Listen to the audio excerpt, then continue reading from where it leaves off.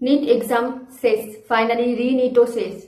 Exam দিয়ে আসার পর তোমরা নিশ্চয়ই অ্যান্সার কি চেক করে দেখেছো, বা কিছুজন আছো যারা এখনো ওই সাহস পাচ্ছ না অ্যান্সার কি চেক করার। মনে মনে কোথাও না ভয় আছে যে আমি বর্ডার লাইনে আছি, হতেও পারে নাও হতে পারে।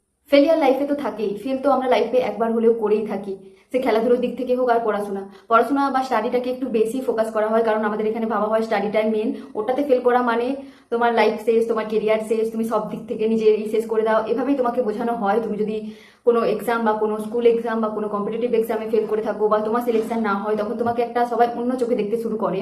আজকে আমার ফ্রেন্ডের একটা কথা তোমাদেরকে বলবো, যে একটা খুবই সাধারণ স্টুডেন্ট ছিল, সেখান থেকে তার মেডিকেল কলেজে আসার গল্প। তার বরাবরই ইচ্ছে ছিল যে নিজে ডিপেন্ডেন্ট হওয়া। ফ্যামিলির অবস্থা অতটা ভালো ছিল না, ছোট থেকে নিজে ডিপেন্ডেন্ট হয়ে বাবা মাকে দেখা, এরকমই ইচ্ছে ছিল। এইচএস দিয়েছিল 2017 সালে। 2017 সালে এইচএস দেওয়ার পর তার 75% ছিল। সে রীতিমতো ভেবেই ছিল যে আমি একটা ভালো তো কাজ করবো এই ফ্যামিলিতে, আর সে সবসময় চাইতো যে আমি তাড়াতাড়ি জব করবো বা তাড়াতাড়ি পাওয়ার চেষ্টা করবো চাকরি। তো সে সব রকমের কম্পিটিটিভ এক্সাম দিয়েছিল, বাট কোনো কিছুতেই হয়নি, সব কিছুতেই ফেল হয়েছিল। আমরা এইচএস এর পর সবাই কম বেশি দিয়েই থাকি, ডব্লিউবিজেই, নিট, জেনফাস, অল কিছুই দিয়ে থাকি, কিন্তু ওটাতে ওর সিলেকশন হলো না। দেন ও ডিসাইড করলো যে ও প্যারামেডিক্যালের এক্সাম দেবে। প্যারামেডিক্যালের এক্সাম হয় যেটা 2.5 ইয়ারের। প্যারামেডিক্যাল এক্সাম দিল, ওখানে ও সিলেকশন হয়ে গিয়েছিল। ওখান থেকে ও সিলেক্ট হয়ে ও কলেজে অ্যাডমিশন নিয়েছিল। কলেজে 1 বছর না পড়তে পড়তে ওর জানি না কোথাও একটা গিয়ে মনে হয়েছিল যে ও হয়তো এই লাইনটার জন্য ঠিক না, বা ওর জন্য এই লাইনটা ঠিক না। তখন ও ডিসাইড করেছিল যে ও ওর স্ট্রিম আর কি ওর চেঞ্জ করতে চায়। ও 2018-র লাস্টের দিকে ভাবলো, নভেম্বর ডিসেম্বরের দিকে, যে আমি ডব্লিউবিজেইর প্রিপারেশন নেবো আর আমি ইঞ্জিনিয়ারিং এর দিকে যেতে চাই। কিন্তু মানে ও ওখান থেকে ড্রপ আউট করে বেরিয়ে গেল ওখান থেকে, প্যারামেডিক্যাল থেকে।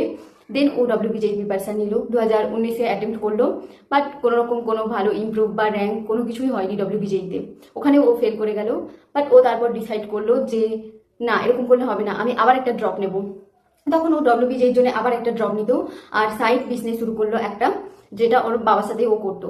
দেন ওখান থেকে ও 2020-র জন্য মানে প্রিপারেশন নিচ্ছিল। বাট লকডাউনটা এমন টাইমে এসেছিল 2020-র, ও ওখান থেকে নিজেকে ওই ডব্লিউবিজেই থেকে মানে ও গিভ আপ করে নিয়েছিল, যেহেতু এক্সাম হয়নি, দেরিতে হয়েছিল, তো ও গিভ আপ করে নিয়েছিল। আর ঠিক ওই টাইমে ওর ফ্যামিলির প্রবলেমও অনেক হয়েছিল, ওই টাইমটা, ওই প্যান্ডেমিক টাইমটায় খুবই অসুস্থ হয়ে গিয়েছিল ওর ফ্যামিলি। তো ও তারপরে ওর লাইনটাকে ডেভিট করে এবং ও চিন্তা ভাবনা শুরু করে যে আমি ডাক্তার হব। দেন ও আবার 2020 লাস্ট থেকে নিটের প্রিপারেশন স্টার্ট করে।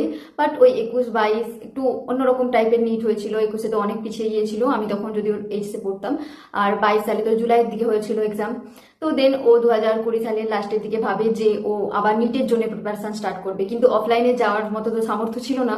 তো তখন অনলাইনটা নিউ নিউ স্টার্ট হয়েছে। ও মোটামুটি আলাক স্যারের লেকচার একটু আধটু করতো 2020 লাস্টের দিকে, বাট সেভাবে ফোকাস করতে পারেনি। 2021টা ওর সেম ভাবে ফেল হয়েছিল, ফেলিয়ারের মধ্যে দিয়ে গেছে নিট এক্সামে। দেন আবার 2022-এর প্রিপারেশন স্টার্ট করে, বাট 2022-এও সেম অবস্থা। দেন ও ডিসাইড করে যে ও পার্সিয়াল ড্রপ নেবে। তখন ও ভেটেরিনারিতে ভর্তি হয়। 2022-এ নিট ক্র্যাক করে ও ভেটেরিনারি পেয়েছিল, ওখানে অ্যাডমিশন নিয়েছিল। দেন ওখান থেকে ও প্রিপারেশন স্টার্ট করে নিটের। নিট 2023-এ ভালো র্যাঙ্ক করেছিল, বাট ওর সিলেকশন হয়নি কিছু নাম্বারের জন্য, ওখানে উনি ফেল করেছিল। তারপরে 2024 সালে ফাইনালি সিলেক্ট হয়েছে। আর আমার সে এখন ফ্রেন্ড। তো ও লাইফে এতবার ফেল দেখে নিয়েছে যে এখনো পর্যন্ত এমবিবিএস এর কোনো এক্সাম ফেল বা যাই হোক, ওর কাছে যেটা মানে একটা নর্মাল লাগে। আমরা আমরা আমাদের লাইফে কিভাবে ফেল হয়ে যাও মানে ফ্যামিলি কি বলবে, এই প্রেশার কি বলবে, মাথার উপরে এত প্রেশার, ডিপ্রেশন, আমি তো ছোট থেকে এত ভালো স্টুডেন্ট ছিলাম, আমার তো ফেল করার কথাই না, এরকম আমাদের মাইন্ডসেট বা চিন্তা ভাবনা আমাদের মাথার মধ্যে থাকে। বাট এসব ভুলে গিয়েও ও লাইফে এতটা স্ট্রাগল করে 2017 থেকে ফাইনালি 2024 সালে সিলেক্ট হয়েছে এই মেডিকেলে। জার্নিটা ইজি না, ফেলিয়ার হাজারবার ছিল, হাজারবার থাকবে। প্রত্যেকজনের লাইফে ফেলিয়ার থাকে, কারুর 2-3 বার, কারুর 1-2 বার ফেলিয়ার থাকে।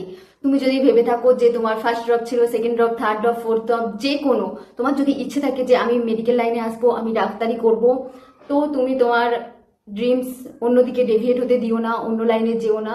যদি তোমার মনে হয়ে থাকে যে 2026টা কোনো কারণে খারাপ হয়ে গেছে, নিটের চক্করে বা যা কিছু হোক খারাপ হয়ে গেছে, তুমি গিভ আপ করো না তোমার লাইফে, তুমি তোমার লাইফে এগিয়ে যাও, আবার প্রিপারেশন স্টার্ট করো নিট 2027-এর জন্য। তবে এখানে একটা সলিউশন কি হতে পারে, এখানে কিন্তু তোমাকে মোর ফোকাস হতে হবে। আরেকবার এটা তোমাকে ভাবতে হবে, এটাই আমার লাইফের লাস্ট চান্স, আমি এখানেই বেস্ট দেবো, লাইফের বেস্ট যেটাকে বলে আমি এখানেই দেবো, এর বেশি যেন আমার আর ড্রপ না লাগে। তুমি তোমার প্রত্যেকটা মিস্টেকের উপরে কাজ করবে, কি কি ভুলের জন্য তোমার সিলেকশন হয়নি। তোমার 2-3টে ড্রপ মানে তোমার সিলেবাস অলরেডি কমপ্লিট, তোমার আর সিলেবাস বারবার কমপ্লিট করার দরকার নেই। তোমাকে তোমার উইক পয়েন্টগুলোতে খাটতে হবে, যে তোমার কি কি ভুল আছে, কি কি কারণের জন্য তোমার সিলেকশন হচ্ছে না, তোমাকে সেগুলোর উপর কাজ করতে হবে, সেগুলোর উপর বেশি ফোকাস করতে হবে, সেলফ স্টাডির উপর বেশি ফোকাস করতে হবে। তুমি যদি ভেবে থাকো যে আমি ড্রপ নেব, তো নিয়ে নাও, আর ভাবার দরকার নেই, স্টার্ট করে দাও।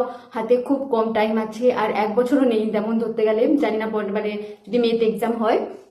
স্টার্ট করে দাও, তোমার পড়া শুরু করে দাও, দেরি করো না।